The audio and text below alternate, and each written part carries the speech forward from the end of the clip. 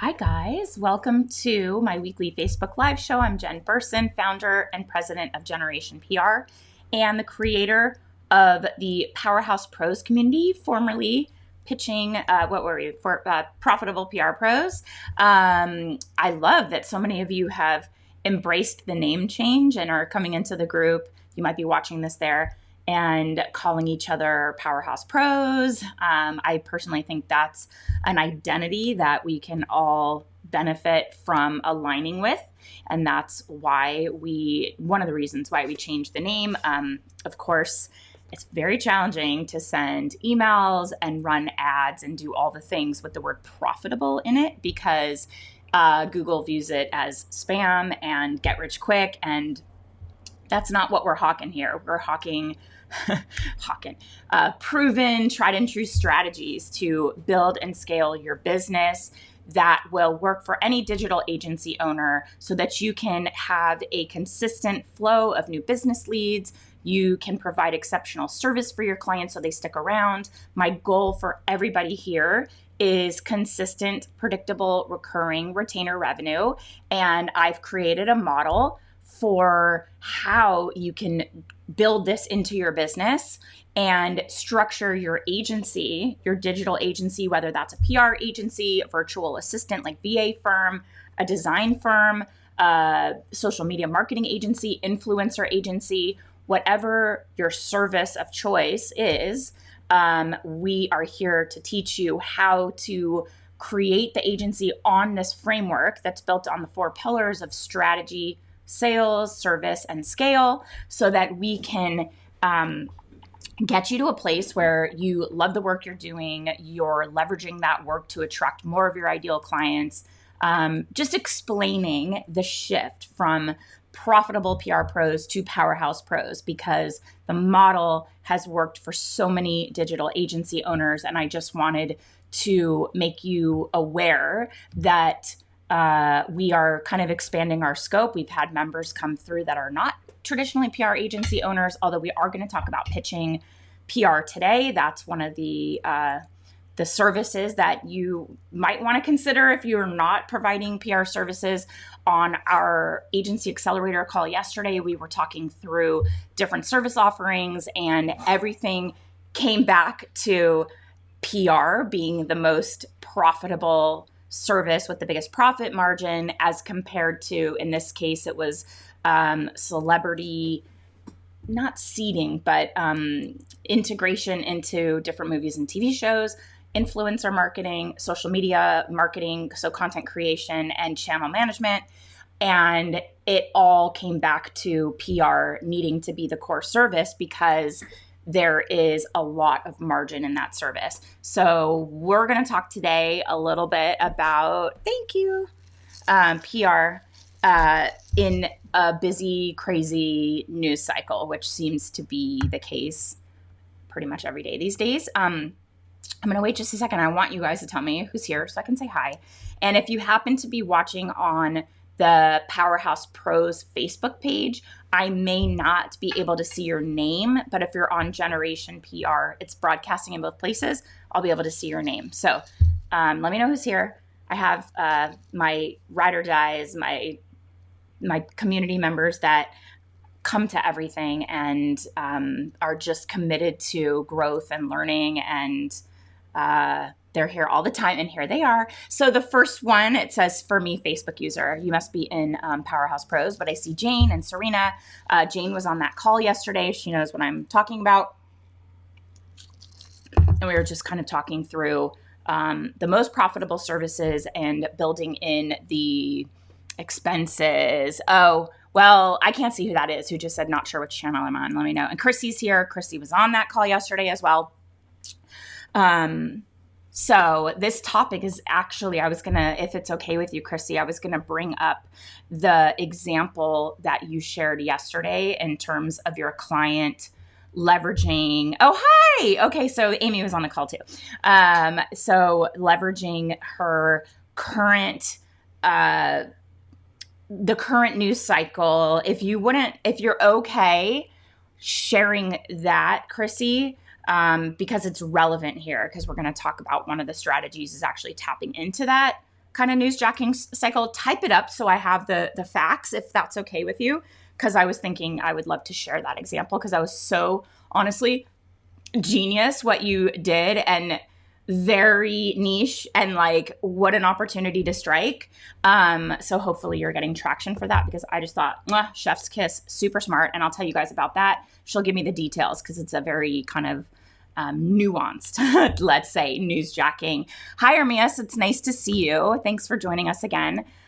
So today we're going to hit a few things. The first is, in these situations where there is breaking news, fast moving news cycle. Okay. Yeah, isn't that crazy? Chrissy's point here. She was born into a cult, so I'm tapping into the Manson person being released. Yeah, she lost 2 family. Oh my God. Whoa. That's hardcore. Lost 2 family members in the Jonestown massacre. Did you guys hear that? My kitchen so we have like a bug, like a moth infestation in my pantry. It's disgusting. And so they're spraying tomorrow. I've been like trying to get them out here.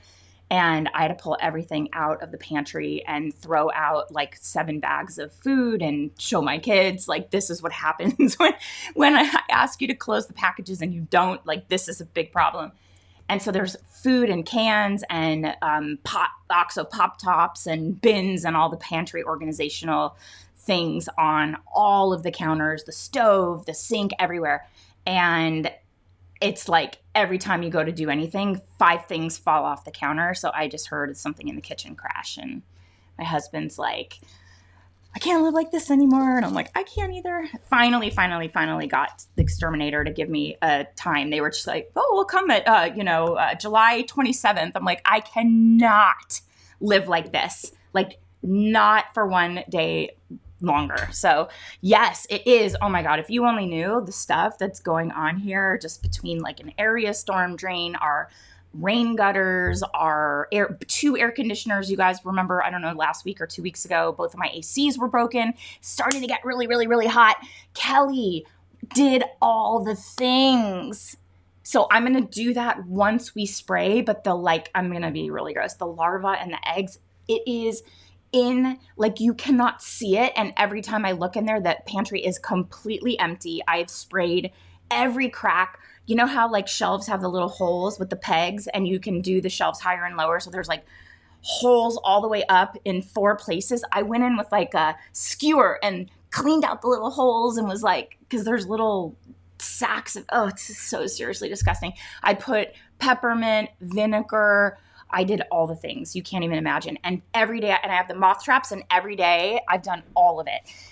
Every day I look, the moth trap is packed with moths. They like sticky, it's like a sticky thing with pheromones, and they're really good at catching moths. It is such a disaster. So we have to clean out the whole kitchen, get the pets, the 2 cats. I know I don't have as many pets as Kelly, but get them out of the house. Anyway, total disaster. So if you just heard crashing, that is why. And I am so excited to have my kitchen back, because it's been a week of chaos and me cleaning every nook and cranny, looking at all the, no, seriously, Serena, it is so barf. And my family being like, Mom, where are all the snacks? I can't find anything. And I'm like, you guys, do you see what is going on here? Like, I'm not trying to hide snacks from you, but probably we threw them out because you left it open, and anyway, moving on. So, big story hits the news just before you're planning to pitch. We have a couple strategies that will help you out here. And today we're going to talk about why the core of this needs to be the media relationships that you have, and prioritizing those during busy news cycles, and 3 really powerful strategies for successfully landing press despite breaking news, and then how to jump on these trending news stories ethically and effectively, which is what I wanted to share that Chrissy did so beautifully. Okay. So, okay, now Amy, I see you. You may have gone to the other page. So, we've got this breakneck speed of the media landscape shifting, and we talked a couple weeks ago about pitching rituals, and it's so cool that I see people tagging me in their morning rituals, getting ready to pitch, which I love. It's so cool. So if you get set up for your morning pitch ritual, tag me, because I love seeing that you guys like listened and you love that stuff. So you're ready to go, and there is a major news story that just broke, and it might derail your pitching plans for the day or the rest of the week. So there are successful ways to kind of work around this situation and be effective with your pitch. And it's really about those fundamentals we talk about all the time: timing, sensitivity, of course, and managing your expectations and your client expectations. So here are my best tips for pitching during a busy news cycle, whether you're waiting for it to all blow over or you're pushing ahead despite this media flurry. Okay, so we're going to start with before. Here's what to consider before you pitch during a busy news cycle. So you've got this like breaking news, everybody's talking about it, and you are sitting down with your ritual. So what you want to do first is kind of review what you're pitching and whom you are pitching to. So when a breaking story hits, the news cycle, like some niches will be more impacted than others, and some reporters will be busier than others. So what we're seeing right now is with the strike, the Writers Guild, and now SAG-AFTRA and the Directors Guild is going to be striking as well. Entertainment reporters, they're focused on that. So if you're working in entertainment PR, it's not even just that the strike is happening, it's maybe going to happen and likely to happen, and all of the negotiations, anytime there's any movement, that's what they're focused on, because, there's a lot of impact that it has. Every production is gone to a screeching halt, which means premieres are canceled. Actors, when it was just the writers, they wanted to be in alignment with the writers and solidarity. So they sort of stopped promoting content. And, there were big, Barbie, look, Barbie's not affected at all by this, but it seems like they timed it really well because it's happening just before the strike, because the actors won't show up for a premiere if they're on strike. That's part of their obligations, their contractual obligations. And clap kudos, major kudos for the Barbie machine, because, oh my God, how incredible has, you want to see this movie just because of all the hype. You're probably sick of it already, but it gave something that maybe might have seemed like a little bit of a joke, but it's super legit with the, the actors and Greta Gerwig, and it's supposed to be really good. But the level of integration and the cool stuff they're doing. I've seen Barbie park benches that are pink and beautiful and look like Barbie Dream Home or Barbie Malibu like benches. They did a pop-up, just brilliant, but they timed it really well. And if that were happening in the middle of a strike, those actors don't show up to promote because that's part of their job.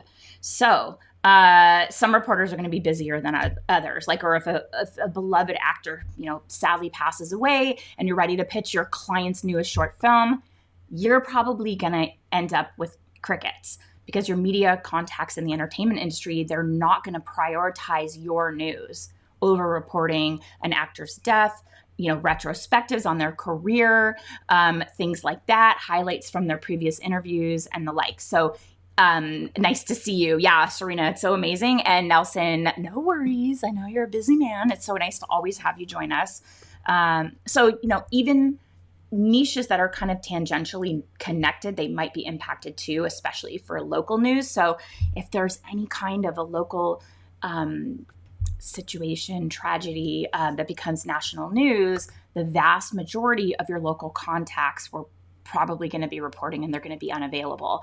And if your planned media contact will be obviously rightly preoccupied with the breaking news all day, you want to consider pitching another contact who's going to be less impacted by the news, or wait until you feel it's appropriate, because it's going to be better received. It might be viewed as insensitive.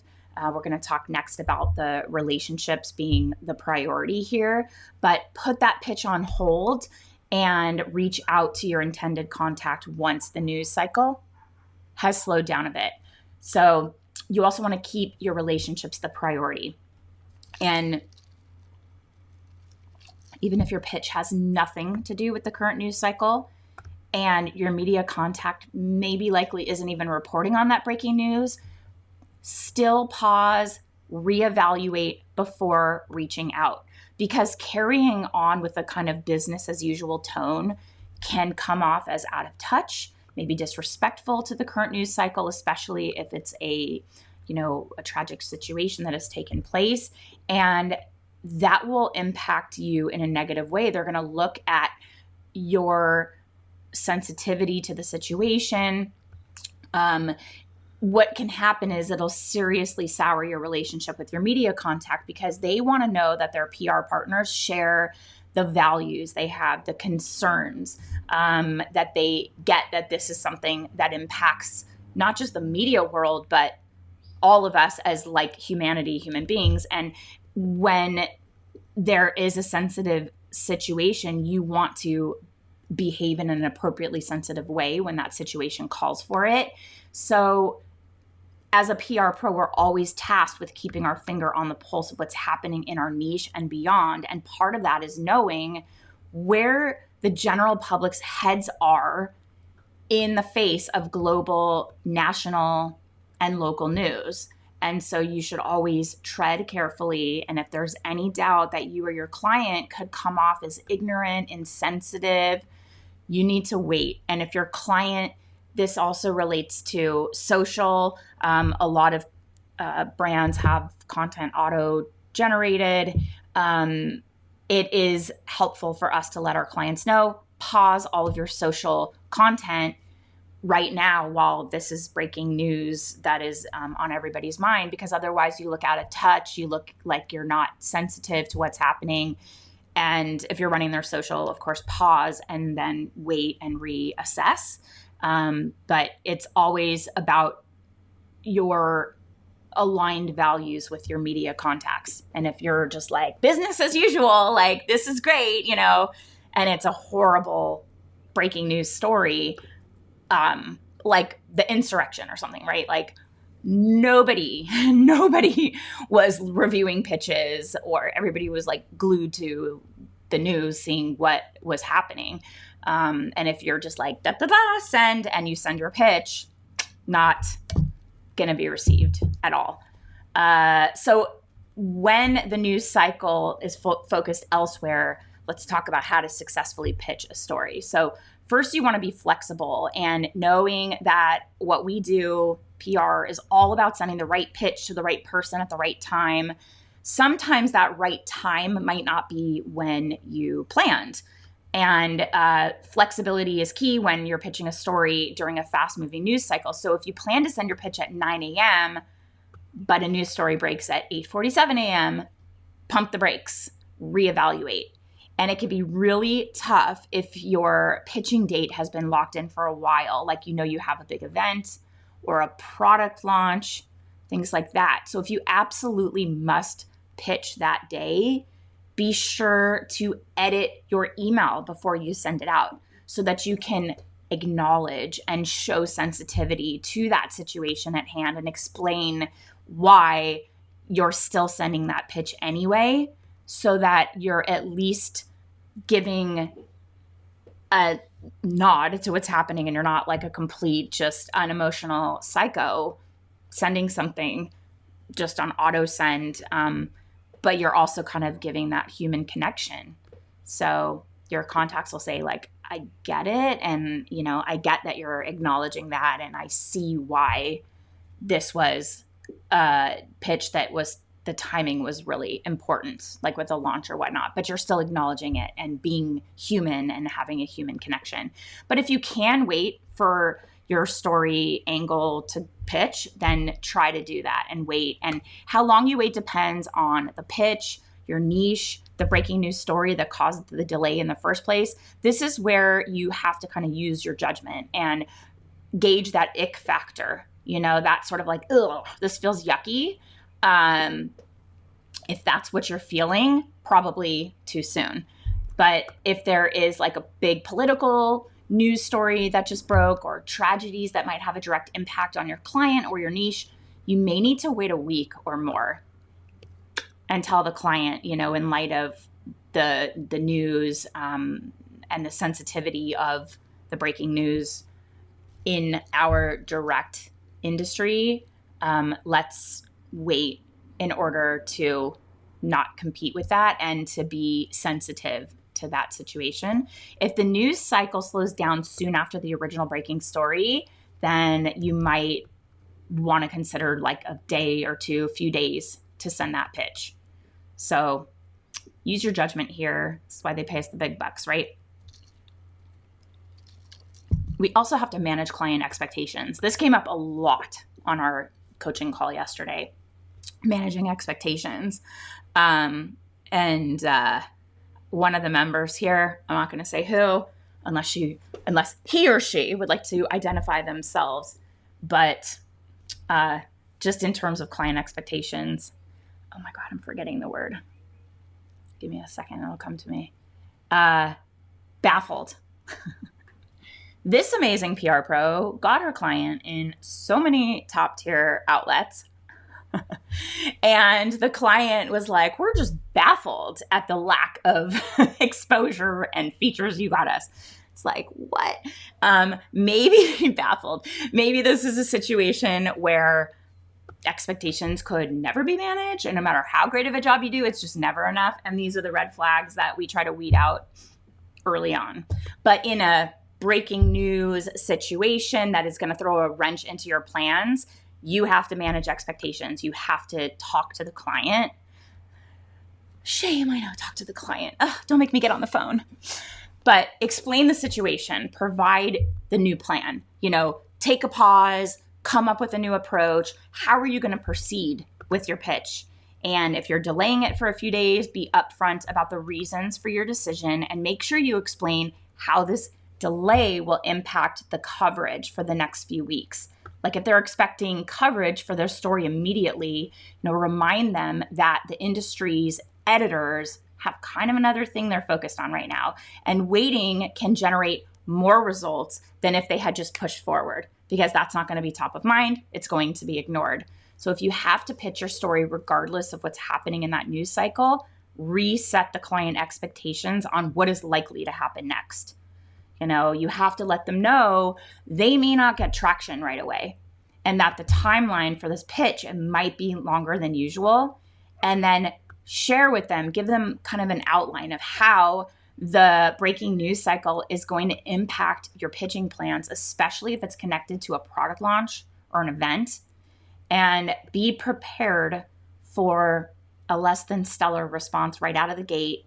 And don't panic if the media contact or all of your contacts leave you hanging for a while. They're dealing with other stuff. Like recently, massive layoffs. Like they're all kind of like, do I have a job? LA Times just had massive layoffs. No, we're not. Exactly, Jane. So Jane asked, hi, Nicola. Nice to see you. Jane asked, do you tell clients the exact day you're pitching? No, we'll give them like we're ready to go. Everything is set. We don't give a timeline on pitching days, but if it is tied to an event or a product launch, the product launch, we will align with the launch date. And then of course there's long leads and short leads and there's sort of like the runway, but we always time it with that date. So it may likely not have the exact day, but if they know we are ready to go with starting media outreach for a campaign centered around a launch, then we'll say, here's kind of what we're dealing with now. And in order to get the best results, we are going to hold off because we know our media contacts are totally distracted by the news right now. The less information you can give your clients about your actual activities, the better. You guys know I like to just be free to move about with nobody really knowing where I am, what I'm doing, how I'm spending my time. So I don't always want them to know exactly like what or when things are happening. So no, I'm with you guys. I don't give an exact time on the days that we're pitching unless it's something like this. That's like a big launch. And then of course, get all of your assets in order. And,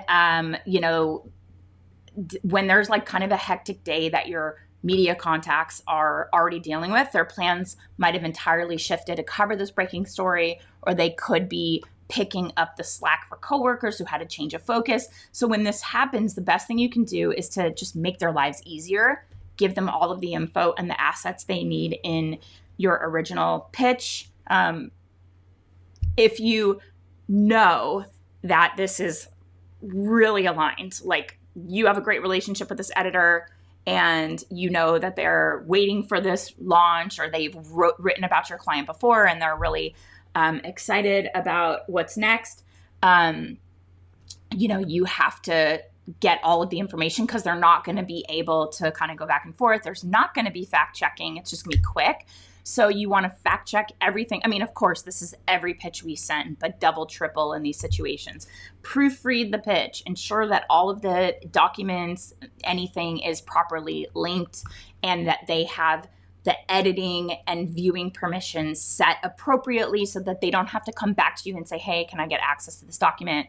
They're not going to have that bandwidth at this time. So you want it to just be like on a silver platter, everything ready to go. All of it's fact checked. Everything they would need is right there. And nothing has to be edited or back and forth, because they can just take what you give them and run with it. And, when the news cycle slows and they can get back to their normal writing routine, they're going to appreciate the effort you put into making their lives easier. So with so much valuable info in your pitch, they'll be able to get right to writing, maybe put out that piece quickly. This again, it's all about relationships. So it's going to reinforce and, create a strong relationship with that media contact, because you are positioning yourself as the reliable source of targeted, relevant information in their niche. And you are a respected media partner they can trust. You're a valuable asset no matter what's happening in the news. You are frictionless. You make their job super easy, and you are helping them be better at what they do, because you just give them everything they need without any need for them to go back and forth to get what they need to write it up. So I know this is like pie in the sky, like ideal situation, like, oh, if I give an editor everything they need and they just run with it. But we all know we have A+ relationships with certain media, where if you're like, hey, here's, I know you've been waiting on this, here it is, and their like head is in the game somewhere else, when they come back to that because you guys have a rapport, they're ready to go, and you solidify yourself as just a really A+ media partner. So wait, what if your client is connected to the breaking news? So here we go, newsjacking. And if this breaking news directly impacts your client and your niche, it could be a good idea to switch gears and turn to newsjacking. So newsjacking is the process of leveraging trending stories that people are already talking about to get your client in the news. And it's about piggybacking off of the news cycle and using it to your client's advantage. Enter the genius of Chrissy. Okay, so this is what she mentioned on our coaching call yesterday. She has a client that, tell us, Chrissy, if you're still here, what you're promoting for the client. So she was born into a cult, wasn't entered into it by decision or anything like that. But when the Manson, the female, like, ugh, she's awful. The things that she's just awful. I can't believe she's getting released. She's terrible.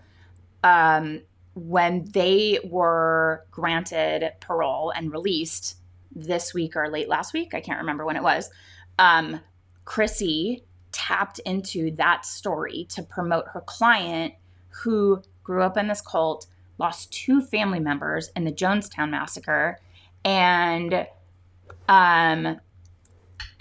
she is promoting and pitching her as an expert to give an inside look at what it's like to be in a cult and her deconstruction process that she's gone through now that she's out. So like mental health, rebuilding your identity. And Chrissy said that she grew up thinking that she was learning Christianity just like everyone else, but it wasn't. It was, it had a name, that like positioning, whatever, Jonestown. But that is so like genius. Like I said, newsjacking. Nelson, I love newsjacking. He got a major feature around a flight that could have been tragic, but it wasn't. They were like following it on the news, I think. And he represented somebody, a big company in the aviation industry, and that was not related to that airline. Nelson lives in Toronto. So this was like some flight that had, I think, some problem and could have been a crash, and everybody was watching it. And then it ended up landing safely, but everybody was talking about it. Correct me if I'm wrong, but called the CEO or the son of the CEO of the client and was like, get out of bed, like put on a suit, we're going to the airport kind of thing, and tapped into that story to get visibility and positive visibility for his client. I believe that was not connected to that. Remind me. Because my brain is like mush these days. So, but you, of course, want to be careful when you're newsjacking because you have to do it ethically. And Serena's in Toronto too, and she says, yeah, that was huge news. So Chrissy said, I did pitch one with a homelessness angle and starting completely over, and the journalists loved it, but had to release their piece earlier than anticipated. So he didn't include her, but wants to do something with her later. So smart, Chrissy. That's brilliant. And just how you're finding all the nuances and aligning your client and her experience to fit in these different journalists' angles and ideas and the stories they're working on, and just that nuanced piece of it between homelessness and starting over versus it being in a cult and going through a deconstruction process. Same person, same experience, but just nuanced positioning.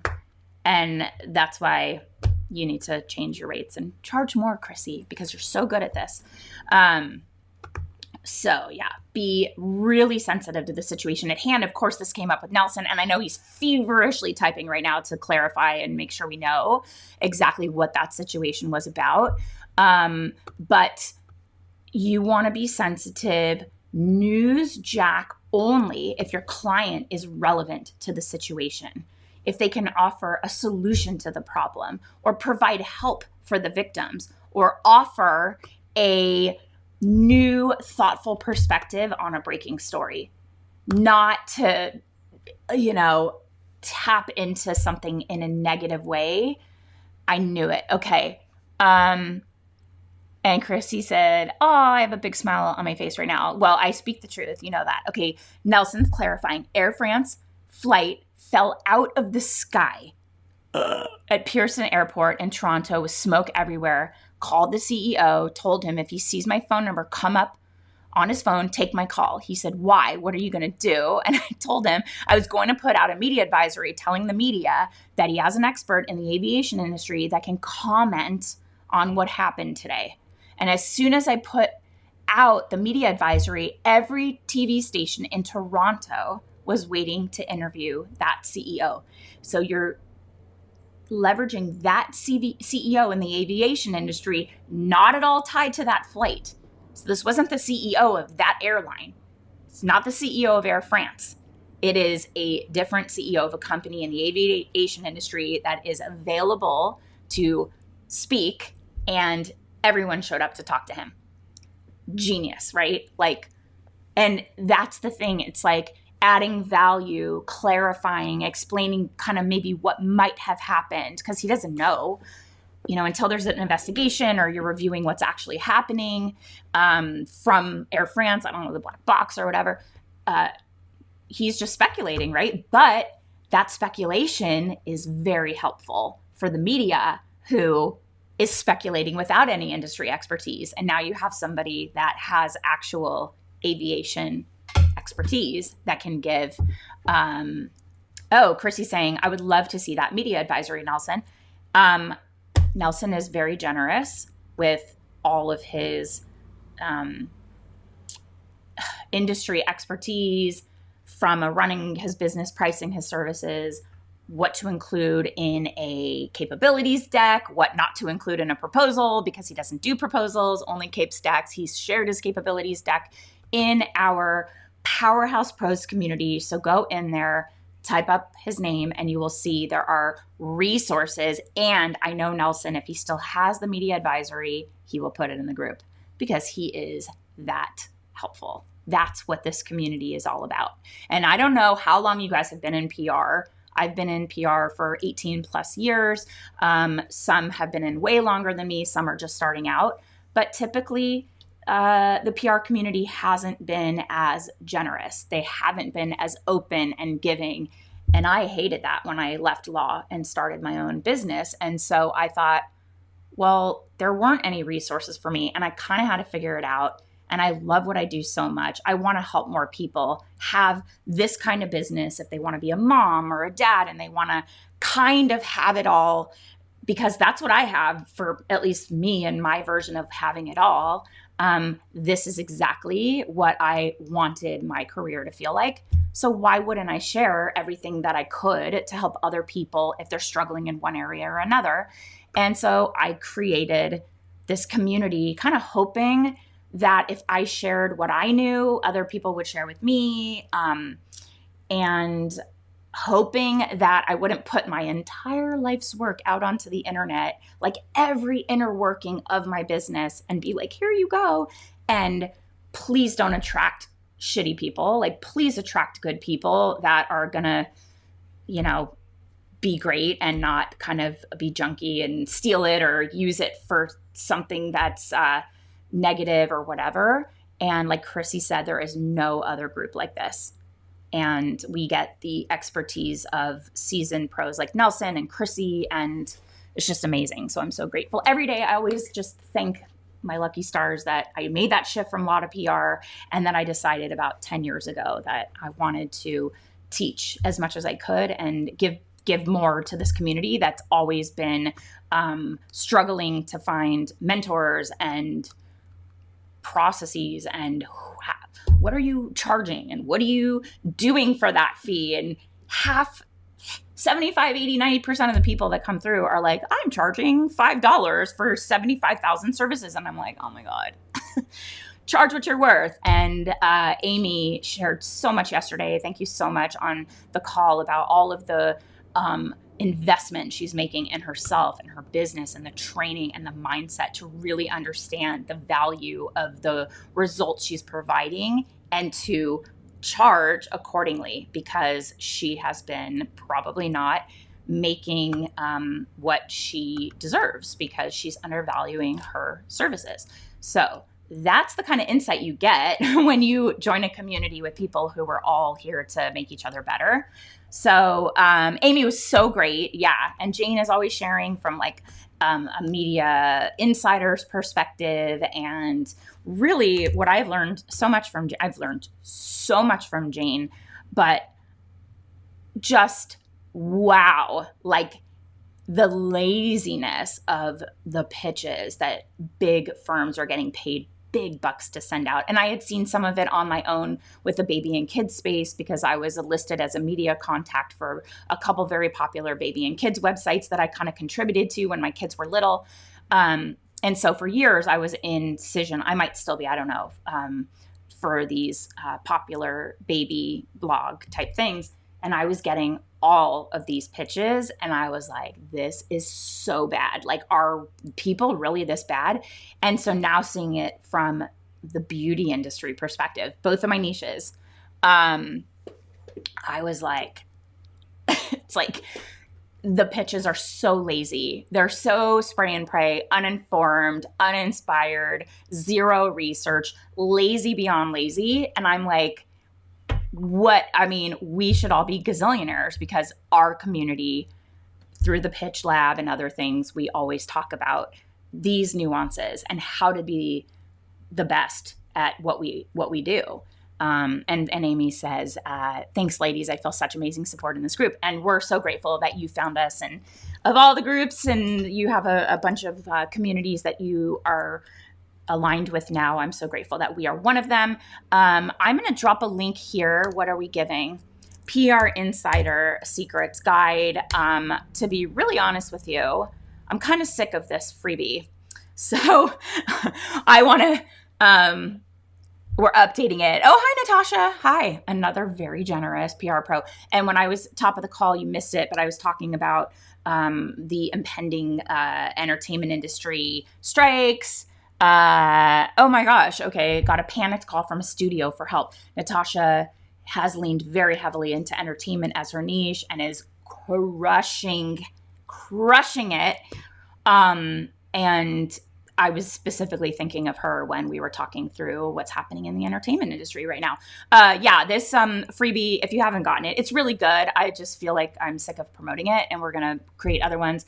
If you haven't gotten the Chat GPT prompts, it's like $27. I'm going to be creating new content and adding new prompts in there. So if you own it, you'll get them, and we're going to send an email that it's been updated. But there's a few things that I wanted to expand on, more on like how you can train it to learn your style, what exactly you're looking for, feeding it information. Oh, geez, your phone's blowing up. Oy. Hopefully good. Try to get paid. Ask for consulting fees. Be like, money, please. I mean, if they're asking you for, and also guys, if there is like some sort of an emergency, quick, write a press release, urgent situation, and they're not a retainer client, there's a rush fee. I don't do that because it doesn't really come up for me a lot. But for those of you who are like, somebody comes and needs something immediately, then charge a premium for that. Not to take advantage, but because you have to stop what you're doing. You have to completely reshift your focus. You have to work very quickly under pressure. And there's a premium for that.